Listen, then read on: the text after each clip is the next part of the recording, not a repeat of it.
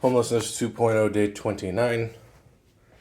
Grilled cheese, avocado. Well, guacamole, I guess you could call it. Let's at least give you a decent shot of my face. I don't even know if you want one, but whatever. So, quick lesson on grilled cheese. Some things I knew, some things I've learned in the last couple of weeks. First and foremost, I have this set at like 5. All right? Mid-low. Put on the butter, 2 tablespoons of butter. Why 2? Because 1 is just not enough. Something I also did today, a little bit of olive oil, but wait, not immediately. Let the butter melt. You can get it brown if you want.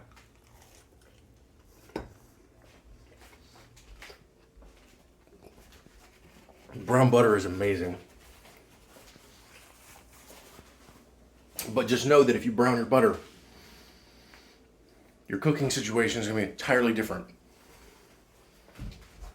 Because now you've decreased the amount of time it's going to take for that brown butter to go black. Almost inhaled that one. That would have been bad. Anyway, melt it down. Get your 2 pieces of bread. Notice, those look pretty good, right? Avocado shells drying out, pits and stuff too. I let them dry out before I throw them in the trash. That way, they don't get all mildewy and moldy and stuff in there. Anyway, let the butter melt mid-low. Once it's covered the bottom of the pan, right? I just rinse this out. Then you can lay your pieces down, right? Now, here's the thing. You're just laying that side down to absorb some of the butter. That's going to be your outside. Take those pieces back out. Have the butter side up so that you're not dripping on anything and whatnot. And let the butter continue to seep into the bread. Drizzle in a little bit of olive oil. I just did that this time. That is going to help mitigate the heat a little bit. So you're going to temper it slightly so it's not going to be problematic for burning and whatnot. Then, mix it in pretty good. It also helps kind of create a little bit of an oil slick that you're going to want to look at. You're going to want. Then take the interior of the bread and put it down on that. Let it sit until it crisps. It doesn't have to be that golden. It just has to be crispier. Why? Well, 1, if you like the crispiness. If you don't, completely avoid it. 2, it helps to increase the heat of the bread on the interior, which will help melt the cheese. Sometimes you get cheese right out of the fridge, it's super cold, it's almost like a rock, and it's not going to melt as well. Now, you could just let it sit out, but once the cheese is out, and the bread's out, and the butter's out, are you really going to wait? Like, you're prepping for this. Are you really going to wait? So you can do that. So now, you've effectively created toast without a toaster, so you don't have to pull out another device. Like, that toaster has not been used at all since I got here. I haven't pulled it down once. And it's because of this, because of the grilled cheese, why it's come to that. I was like, well, I could just toast it, and then I wouldn't need to do what if I just toast it on the other side? Duh. Now, I'm sure I'm not the only one who's thought of this. I'm certain of it. In fact, now that I think about it, I'm almost certain that I kind of got the idea, not specifically for grilled cheese, but for just sandwiches with toast in general, when you're cooking them on the stove like that. Binging with Babish. I believe it was with his moist maker, which he's now done a recent Botched by Babish episode about, which, holy hell, those episodes are off the rails absurdity, which I love.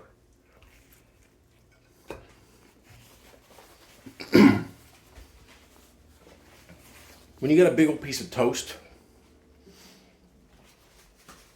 it's not necessarily a good idea to have the outside super crispy, because then it like wants to wreck your mouth. But if you have the inside nice and crispy, because like these aren't exactly super crispy, it's laden with butter and oil. Like that's why I have this paper towel in my hand, because when I pick it up, it's a greasy mess. Is it healthy? No, of course not. I don't give a fuck. It's delicious. Like, even then, some of the cheese didn't fully melt. And that's despite the fact that when I was cooking it on the actual pan itself, I would take this, obviously the spatula wasn't there, but I put it over the bread, put it over the sandwich to help create that steamy, convective environment to help make sure that that cheese melts. Now, this one I didn't really cook that long, which is why it's still pretty golden and not on the darker side. It's still delicious, though. And the outside's melted, which is expected, because most things cook from the outside in. And then, of course, I've got my guac. So good. And again, quesadilla is just a grilled cheese sandwich, so why not have an actual grilled cheese sandwich with guacamole? Makes perfect sense to me. God, it's so good. And this guac is interesting because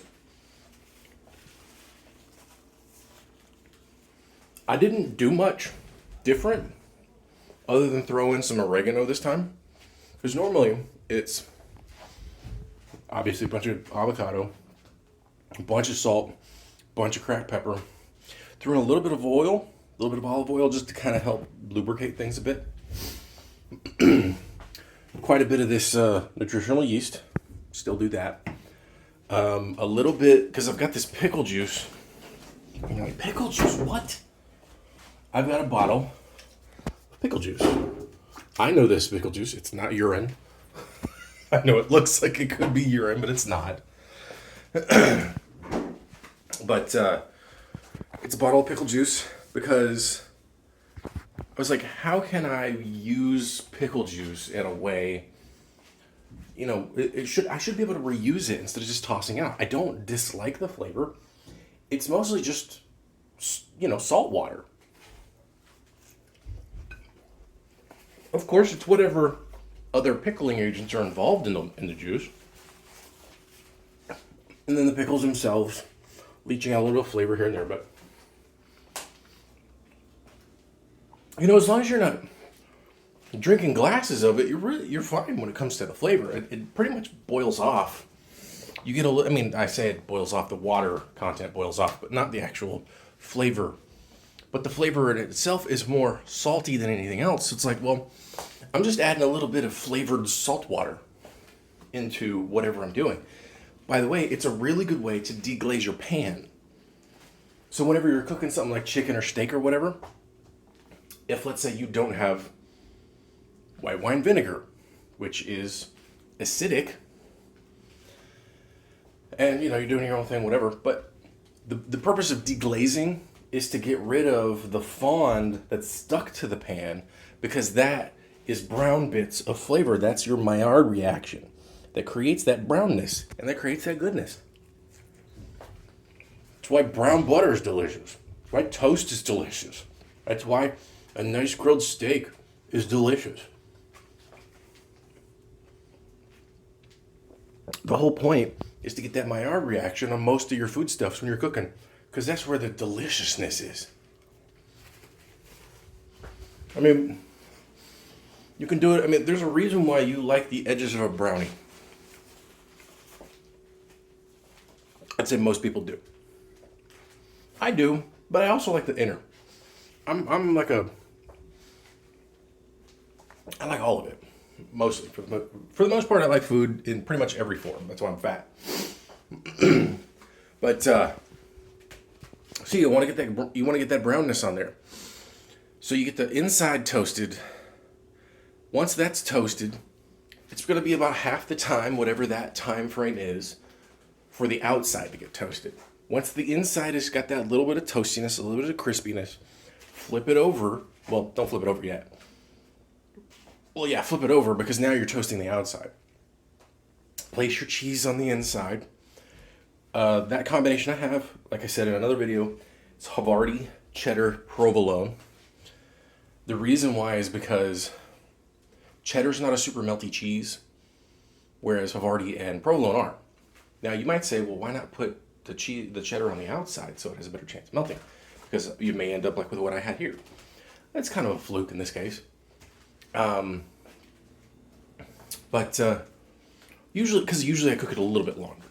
And in doing so, like I said, each time you're cooking on one side of, like, once the actual sandwich is created and you're not just toasting, now you've created a sandwich. You have one singular sandwich on here, however many, depending on however you're doing it.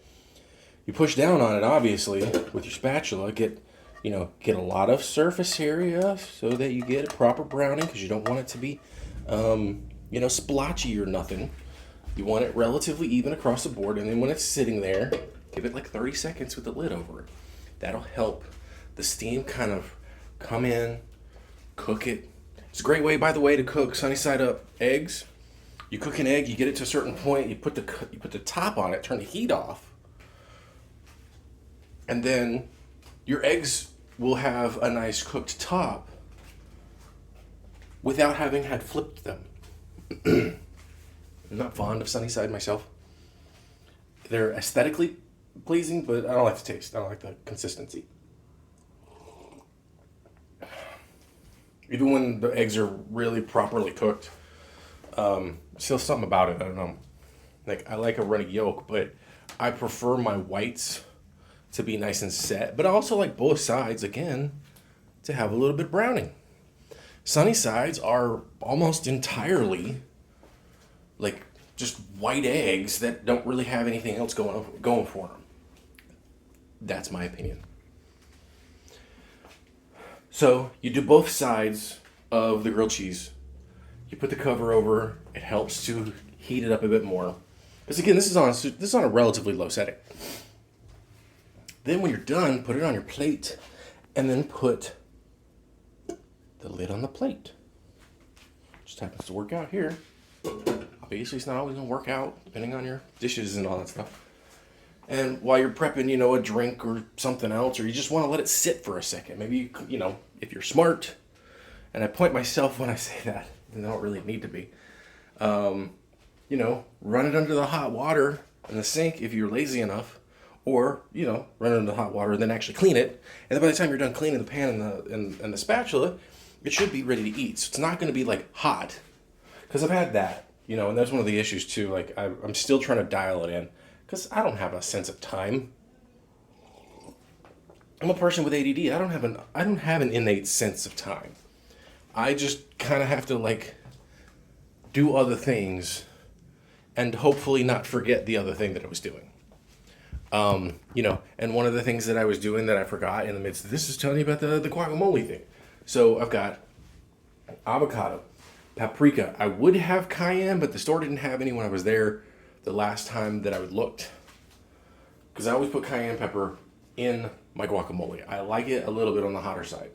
I don't use crushed red pepper for that. It's not, I feel like it's too much. Not just for heat purposes, but one, I don't want to be going into guacamole and getting, little pepper flakes. It's not what I'm after. I do not do fresh onion. I will not ever have fresh cilantro because it tastes like soap. Genetics, yay. So I've got, again, let's repeat myself. Because, that's what I do. Avocado, lots of kosher salt. I've actually used so much of it, I have to go buy more. I've used more kosher salt since I started here than I had in pretty much the entirety that I lived at that last, not entirely, but still, it feels like it. Because I use it almost every single day. Kosher salt, freshly ground cracked pepper, black pepper, the nutritional yeast, throw a little olive oil, throw a little bit of the brine. I have some lime juice that I keep forgetting that I have because I had it and then I didn't for a little bit and then I went and bought some more. But it was only like a tiny little bottle that I got at the liquor store. So when I go to the store again, I have to get like a legit bottle of lime juice. Even though it's still not a legit bottle of lime juice. I try to keep those in there, and of course the paprika and the cayenne.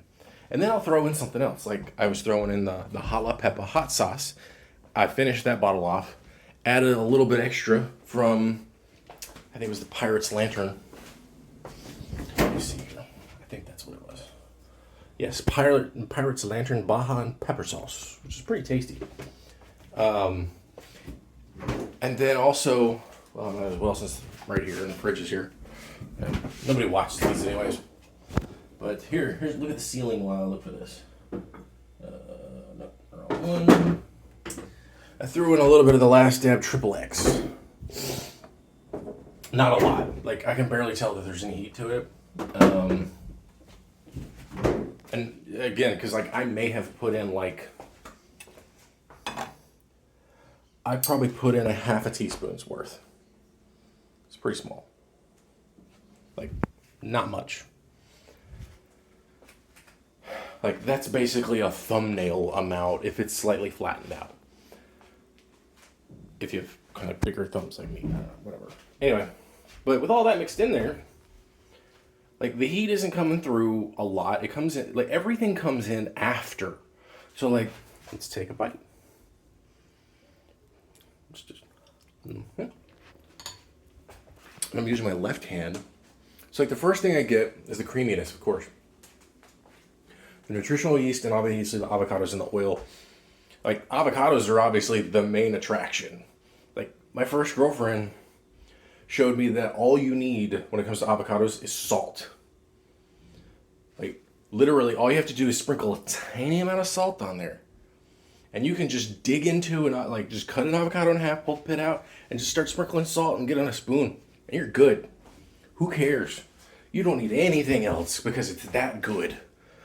If you're allergic to or do not like the taste of avocado, it's more for me. I'm really sorry for you. That sucks. You do have my condolences.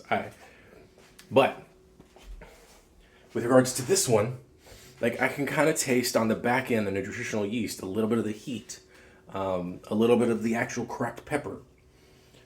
It's not overpowering. Like this would be the perfect guacamole to have at a party because people would take like one dip. They'd be like, there's no flavor to it. Walk off. They might even have something else beforehand and not even realize that all the flavors that are coming up are coming from the guacamole. And so they may take like one and like, you know, maybe there's like 10, 15 people, who knows how many people at the party, whatever. And then like half the guacamole's left over and I'm like, wow. This is like a guac goblin. So yeah. And then, so regarding groceries and food and stuff I gotta do. Apparently, the reason I don't have an appointment with the driving school is because here in Los Angeles, they serve only a specific section of the west side. They do not go east of La Cienega. And I am east of La Cienega. So that's problematic. So I either got to figure out what to do with them, get another school, get a refund, something. I don't know. I got to go to the store, got to, groceries. I could easily hold out for another day. Either way, I'm going to have to go to the grocery store today and tomorrow. Or at minimum, at the latest, tomorrow. Got to do that. And with regards to looking for apartments and stuff, I'm going to have to step up my game a bit and actually start really thinking about moving out of LA. I haven't really been approaching it that way. I've been trying to figure out a way to stay here, but So far, nothing has given me opportunity to do so. Nothing is saying your chances of succeeding are good. Like, I've been here for 10 years. That has been the case the whole time. I don't know if my chances of succeeding anywhere are good, to be honest. But, you know, I gave it the old college try. I even went to college. And, you know, it's just, there's so many things that are not working out in my favor. And so what's the point of just continuing to fight against the flow? I also looked into potentially moving to Rochester, New York, which is a little bit further away, you know, it's still in the area of Buffalo. It still has relatively similar weather and all that. Slightly cheaper.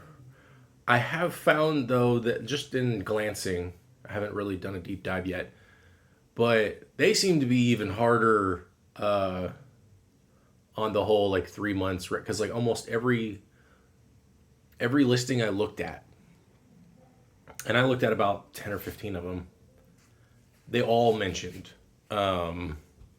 needing 3 months rent with, you know, X credit score and blah, blah, blah. And I'm just like, oh, man, this is stupid. Like, I have money. Give me housing. Stop with this income bullshit. I can show you how much money I have. Unlike a person who has income and doesn't necessarily have a savings, I can show you how much money I have. Now, if a person is making good money and has a good savings, well, okay, they can do the same thing. They can show the pay stubs and blah, blah, blah. But it's like, we need to stop putting that as a metric. I mean, I get it. Part of it is, you know, you don't want to necessarily be able to exploit people, but I mean, people are being exploited anyway.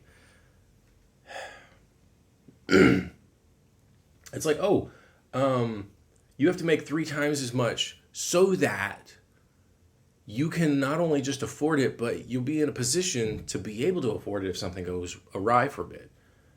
Like, that's all fine and dandy, but then what if you, again, like me, have the money on hand, don't have an income? I mean, I gotta live somewhere no matter what. So, you know, the whole thing's just frustrating. And the only, I would say the one thing that, and probably why I started off so relatively positive, I don't know. It's because the heater's on finally. I turned it on yesterday. I was going to ask him about him yesterday, in fact, and then I got preempted. I'd been thinking about asking him for days, but I wanted to clean up first before that happened, and they hit me up with it. I was like, oh, okay.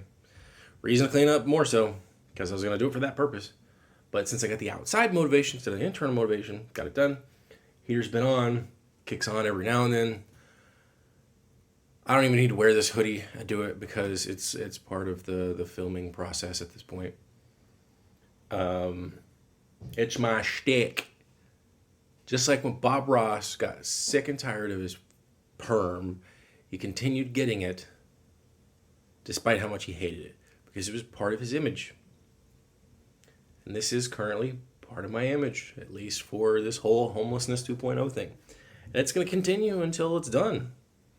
When, you know, I'm gonna do my best every day to record something. Sometimes it's gonna be 5 o'clock, 10 o'clock at night. Who knows? We'll see. But I'm gonna eat my guac, relax for a little bit. Again, I'm gonna wait until sundown because I just don't want to walk around and get all sweaty. And then I'll go to the grocery store. And then tomorrow I'm gonna hit up I need to hit up the storage and the mailbox, because the mailbox should have some socks for me, because I subscribe to the Awesome Socks Club. Go make yourself a grilled cheese. Have fun.